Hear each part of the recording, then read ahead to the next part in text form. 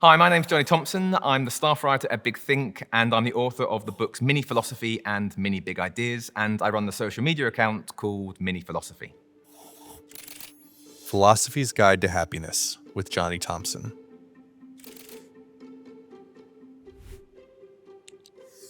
Why has the study of happiness become your focus?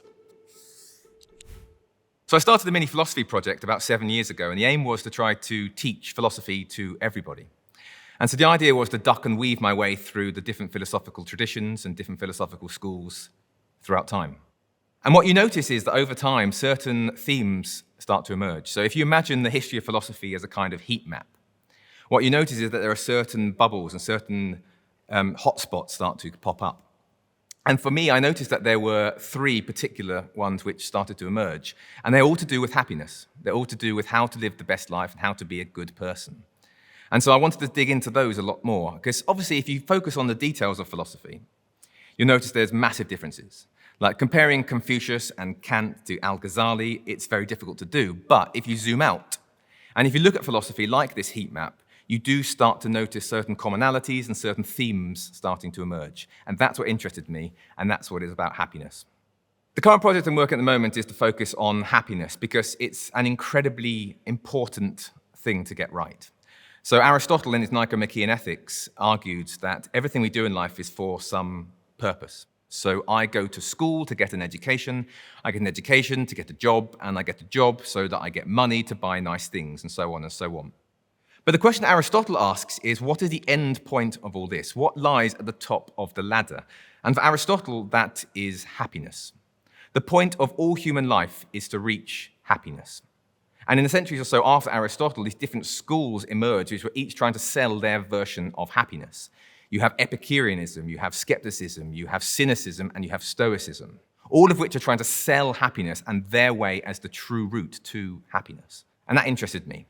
Because if you step outside Greece, you see a very similar story emerging. And it's not just in Athens. It's in China, and it's in the Middle East, and it's in the European tradition as well. So that interested me, and I want to dig in what commonalities we can find between all of the greatest minds in the history of philosophy. Why is happiness elusive? I think it's so elusive because the term itself is so laden, and there's a lot of different ways of understanding the term happiness. So my 4-year-old son at the moment, for example, is learning how to read emotions in kindergarten, and they teach them how to recognize sadness and anger and happiness. And of course, the happy photo is someone with a beaming smile. And of course, that's what you do for a 4-year-old child. You teach them to read the basics of emotions. But the problem is when we grow up, we don't really lose that image of happiness. We associate happiness as being this beaming smile with a selfie on social media, but I think happiness is not a smiling face, it's more a smiling soul. And I think we don't really like religious terms as much these days, but I think that expression, smiling soul, is probably the closest we can come to understanding what happiness really is. And in fact, Aristotle, when he uses the word eudaimonia, that translates literally as good spirit. So I think the idea of a laughing or a smiling soul is really important to happiness. But why do we find it confusing? Why is it hard to understand? I think Taoism offers a really good analogy here. So Taoism is about the Tao, which is the way, which is this kind of mystical, kind of fundamental force which underpins everything. And an analogy that some Taoists use is that imagine life as like a dense, thorny forest. And in the middle of this forest is a well-paved superhighway. And it's easy to walk along that path. It's even fun to walk along that path. But there are other paths. But these paths go through swamps, they go through thorns, they go up and down hills, and they are difficult. And I think happiness is a little bit like that. There's certain paths, there's certain ways to happiness which feel right and are right, but there are so many different paths with their different sirens' calls which attract us. And I think we don't realize we're on the wrong path, often until it's too late, and we find the going really difficult.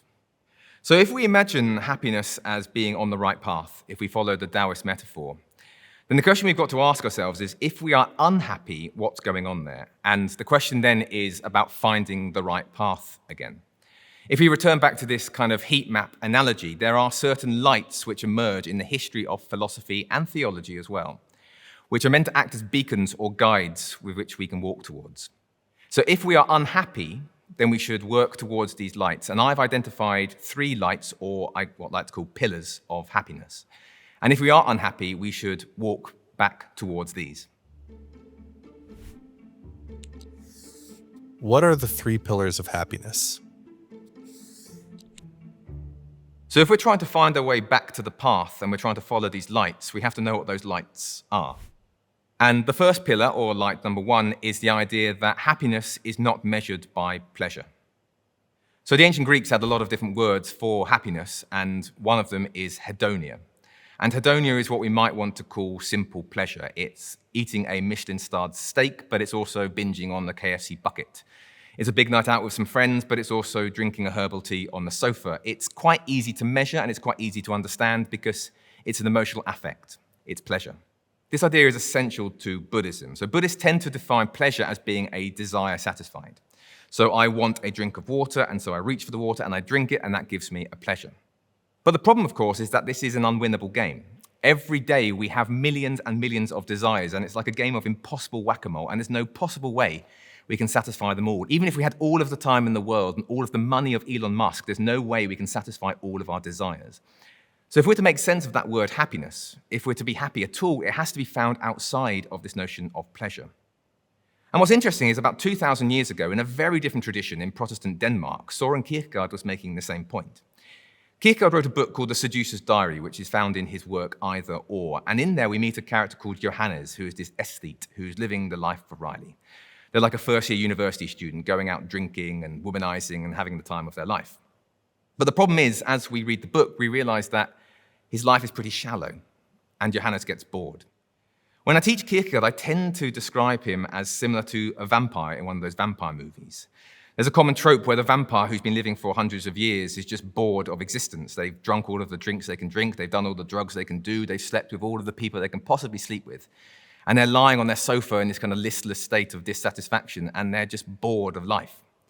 And so they often turn to increasingly brutal and disturbing things to keep the entertainment going. But the idea is that if we want to have more in life, if we want to be truly happy, we have to step beyond pleasure.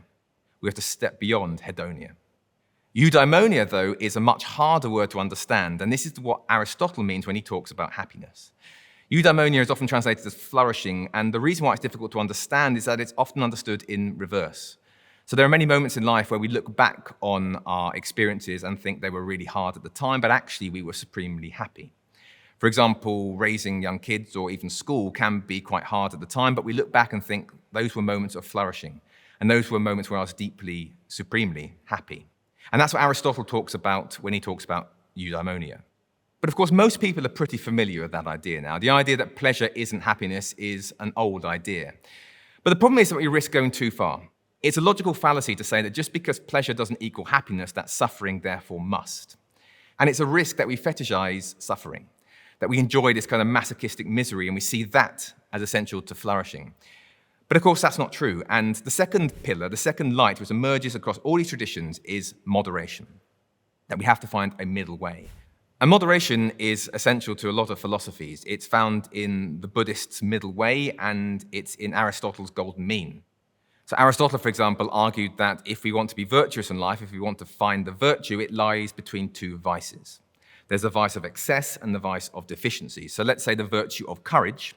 It's found between the vice of excess, which is recklessness, and the vice of deficiency, which would be cowardice. So the middle way is how we're to be virtuous, and as we see later on in his Nicomachean Ethics, to be virtuous is also to be happy. And so we need some kind of moderation. So happiness is not pleasure, and happiness is not suffering. And that idea of moderation pops up again and again and again.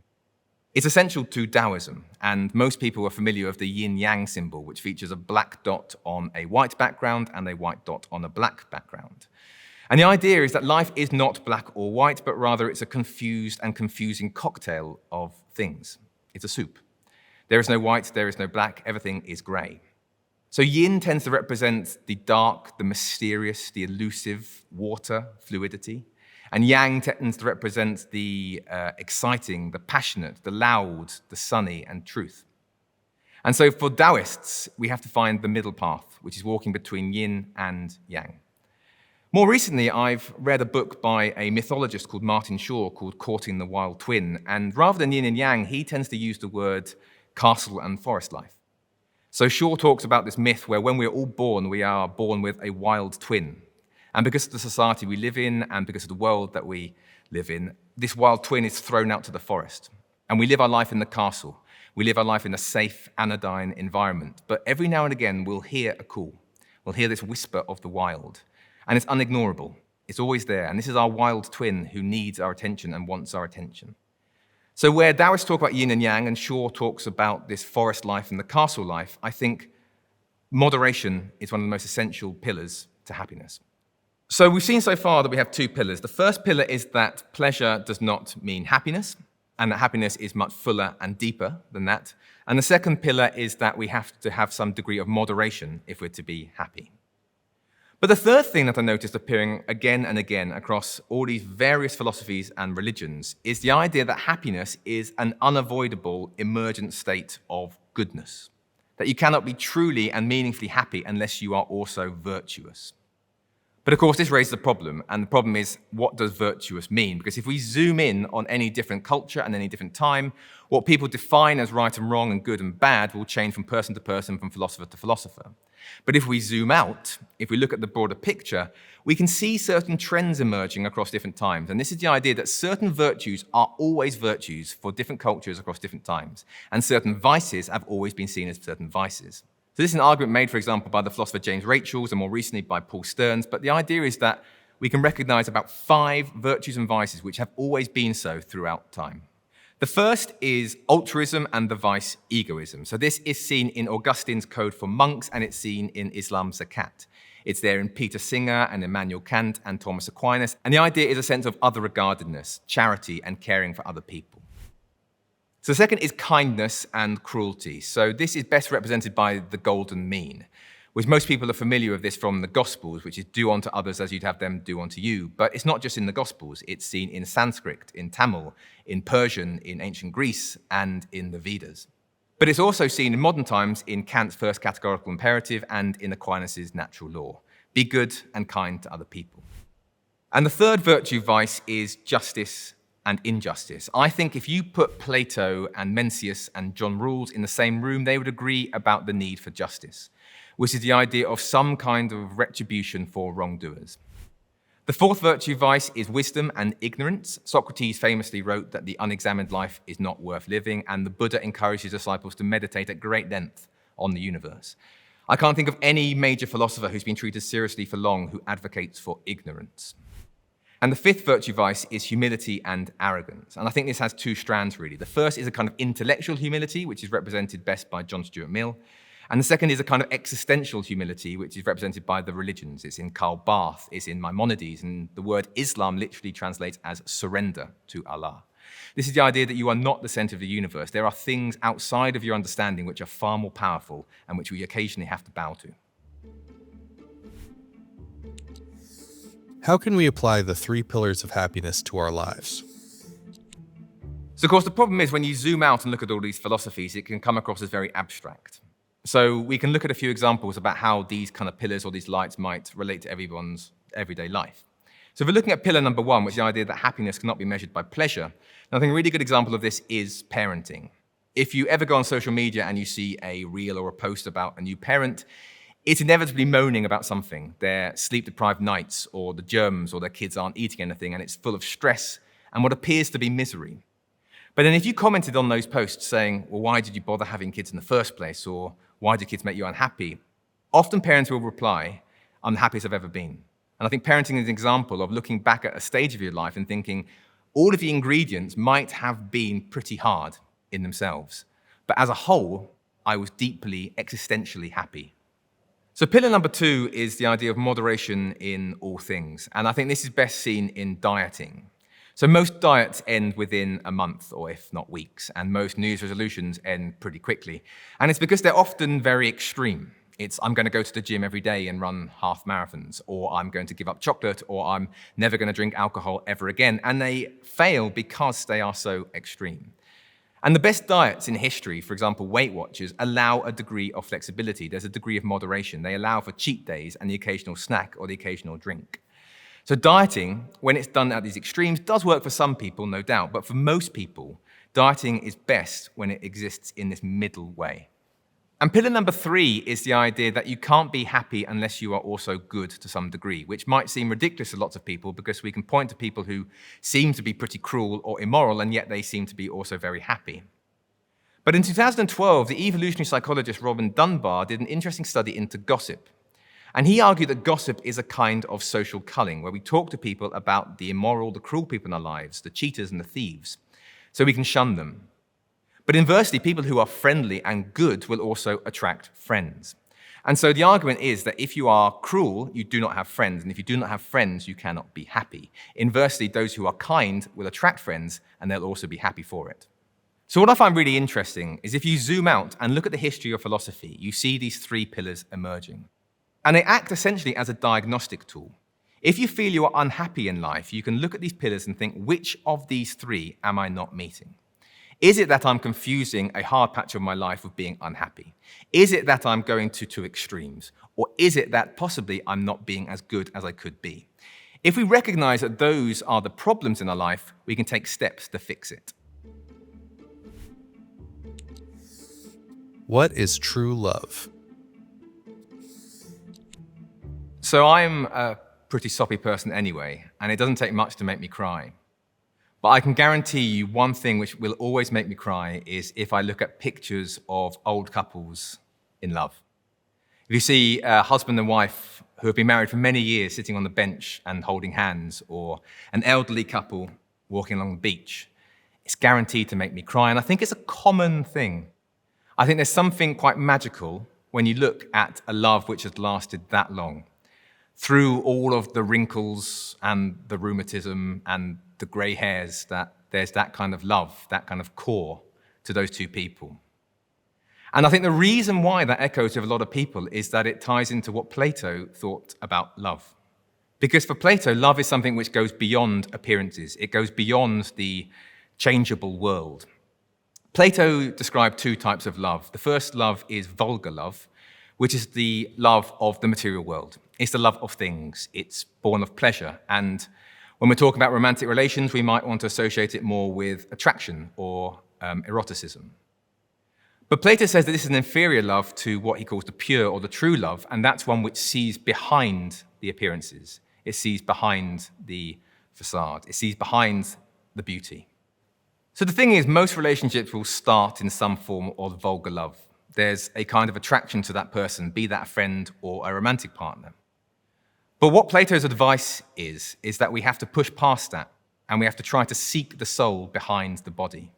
We have to see the mind behind the eyes. And to do that, we have to be with them, and we have to ask important questions, and we have to both want the same thing. So the word platonic love these days is often associated with a kind of friendship love. So I love you in a kind of platonic way means that you're my friend and that there's no sexual relations here at all. And when Plato is talking about love, he isn't necessarily talking about love as being divorced from sex. You can have sex in a platonic relationship. But Plato would argue that sex in and of itself is not what true love is. Sex can reach a point where you are in union with that person, where you see behind their appearances and you see behind the flesh and you experience something which is more transcendental. It's mystical. And so Plato would argue that love is not blind, but the opposite, in fact. Love is piercingly insightful. Love sees behind the cracked smiles and the wrinkles and the fake laughs, and it sees the person there. And I think that's why we find people who have survived all of the changes of life very beautiful and moving and meaningful. Is there right and wrong? Discussing right and wrong can often be very difficult. In fact, Christmases have probably been ruined over that very thing. Wars have been fought over right and wrong. But at the turn of the 18th century, the philosopher Jeremy Bentham gave us a surprisingly simple calculation about how we can work out what is right and wrong. Jeremy Bentham became the father of the theory known as utilitarianism, which is the idea that a good action is one which creates the greatest good for the greatest number. So Bentham argued that if we're to decide if an action is right or wrong, we have to set it against 7 different criteria of pleasure. The first is intensity, so how intense is the pleasure? The second is duration, so how long does it last? The third is proximity, so how close is it to you or how far away is it? The fourth is fecundity, does this pleasure produce more pleasure? The fifth is purity, does this pleasure also create pain? The sixth is extent, how widespread is the pleasure? And the seventh is likelihood, so how likely is that pleasure to happen or not? So what we do is once we've calculated our pleasure, we add all the numbers together and we decide whether this action right now creates more pleasure or more pain, and we do the action which creates more pleasure. Of course, there's a whole host of problems with this, not least who defines pleasure. And it's a problem that John Stuart Mill, who's Bentham's successor, tried to resolve. But one of the biggest problems is who actually has time for this. In any given day, we have thousands of ethical decisions, and no one can sit down and draw out an hedonic calculus. How does someone become evil? There are many different theories of evil in the history of philosophy. So Thomas Aquinas, for example, argued that it's when we stray from the natural law. And many people might argue that evil is something innate and that we are born evil. But Hannah Arendt has a very different theory, and hers is all to do with banality. In 1961, Adolf Eichmann found himself in court. Eichmann was one of the orchestrators of the Holocaust. And in the court was the philosopher Hannah Arendt looking in. And what she noticed was something peculiar. That this was not a Disney villain. This was not somebody who looked monstrous. This was a boring bureaucrat. And she asked herself, how is it that a whole nation of people, just like Eichmann, could turn themselves to do something so horrendous as the Holocaust? A lot of Arendt's work is discussing what are the ingredients necessary for a society to turn towards totalitarianism. And she comes up with two answers. The first answer is that a society has to feel disconnected and fragmented. People don't form any communities, and any sense of community has to be decided by the powers that be. The second factor is that all of the problems and fears of your society are because of some external force. It might be Jews, but it might be communists, it might be any foreigners, it's some shadowy other who's causing you to feel this way. From there, Hannah Arendt asked the question, how is it that someone like Eichmann could become part of the Holocaust? And in her book, The Human Condition, Hannah Arendt believes that a human needs three things to flourish and to thrive. She says we need action, labor, and work. Labor is what we might call the everyday drudgery of just getting by. It's washing yourself in the shower, it's cleaning dishes, it's getting the kids to school, it's just ending the day as you started. The second is work, and this is where we feel we're giving back to society. It might be that we're producing something in a factory, or we're providing a service to someone as a banker or an accountant. But the third and arguably most important is action, and this is where we feel as though we're part of the political forum. We feel as though that we have a voice, and our voice is heard, that we can discuss with other people our political opinions, and they can discuss theirs with us. What Hannah Arendt argued is that totalitarianism and Nazi Germany denies people action. It denies them a sense of meaning and a sense of joining something bigger and being part of the discussion. So when Hannah Arendt watched Adolf Eichmann in court, she wasn't watching a fully realized human being, she was watching a drone. He never questioned himself because he was denied access to himself. He only had targets to meet and promotions to get, and he was only following orders because orders were all he had.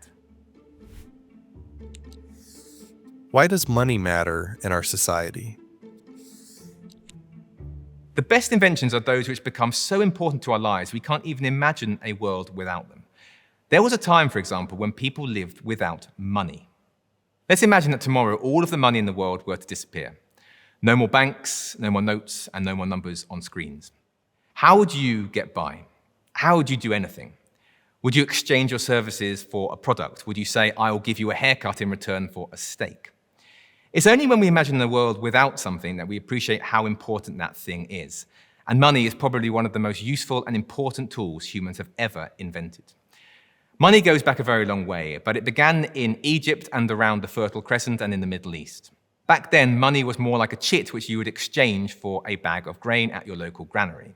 So the chit would say, the bearer of this chit is entitled to 3 bags of grain. And that this bearer is entitled to bit is really important, because if the chit was attached to me, Jonny Thomson, it couldn't be used as the method of exchange.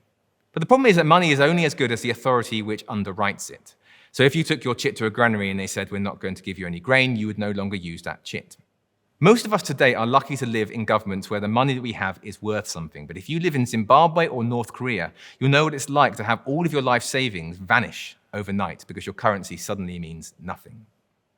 It was the Chinese who first got wise to the idea that carrying coins around in your bags is not only impractical, but also very expensive. And so they were the first to invent not only paper, but paper money. And under the Song dynasty, that was then universalized for the whole country.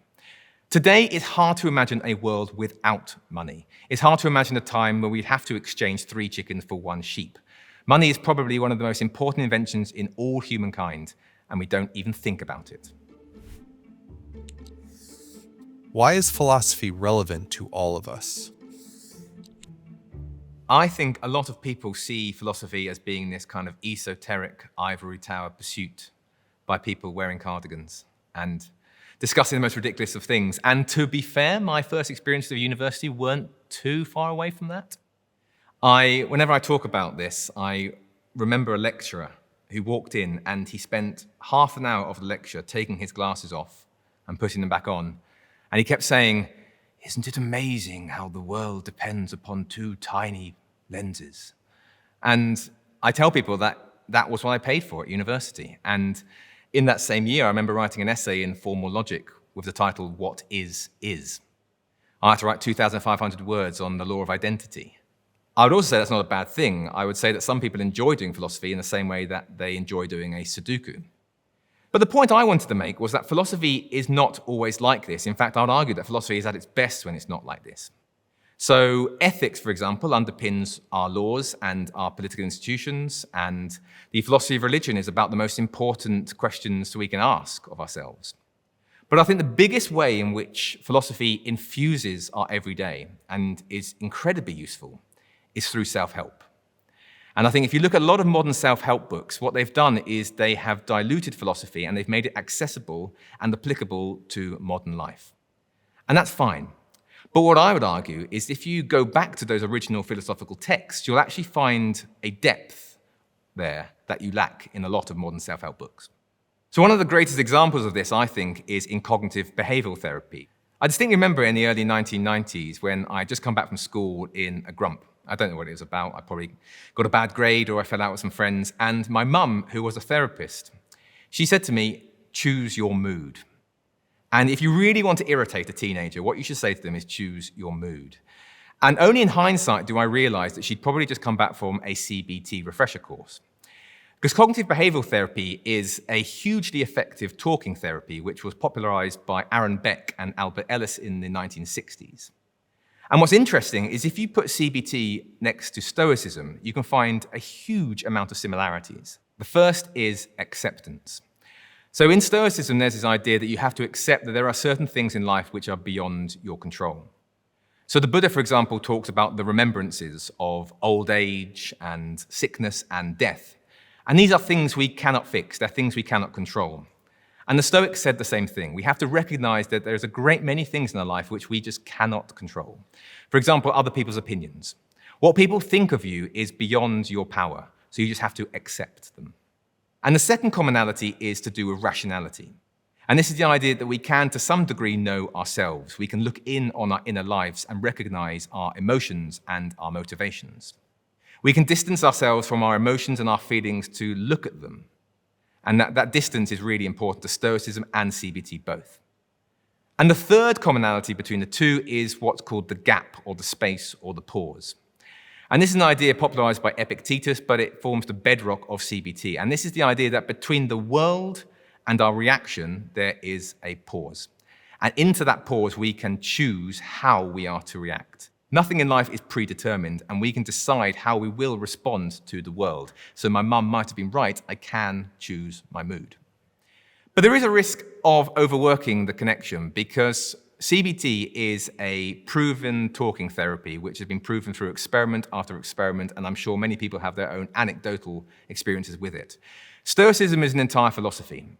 For example, they believed in the logos, which is this rational force underpinning the universe, and they also believed that we have to be virtuous and moral.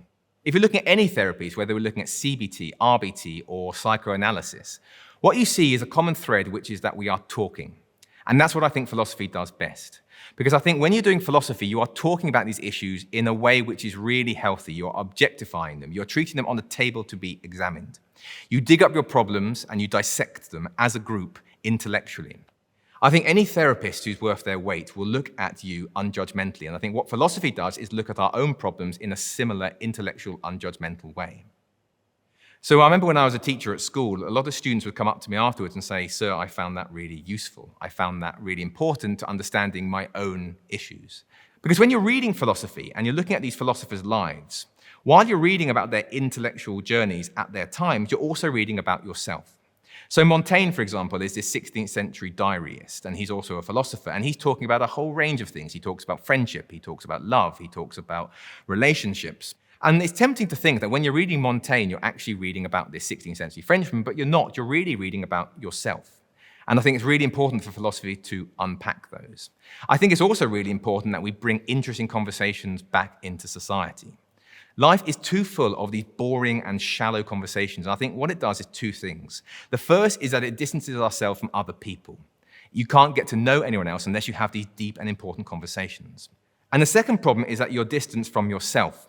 You don't get to understand what really matters to you and what motivates you. At the risk of overplaying my hand, I think this could transform society.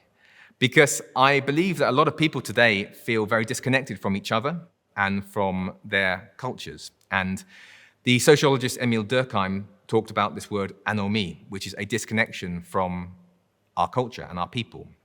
And I think if we go about our lives ignoring these conversations and refusing to see people and talk about these deep, meaningful things, we start to disassociate from each other. And we fracture and we fragment. And I think if we are to come back together, we have to have these important conversations. We have to go past talking about the weather, and we have to ask about God and about our worries and about our existential angst. And we have to talk about right and wrong. And it's only through that conversation that we can come together to understand each other and to form a community and to be understood and to understand other people as well.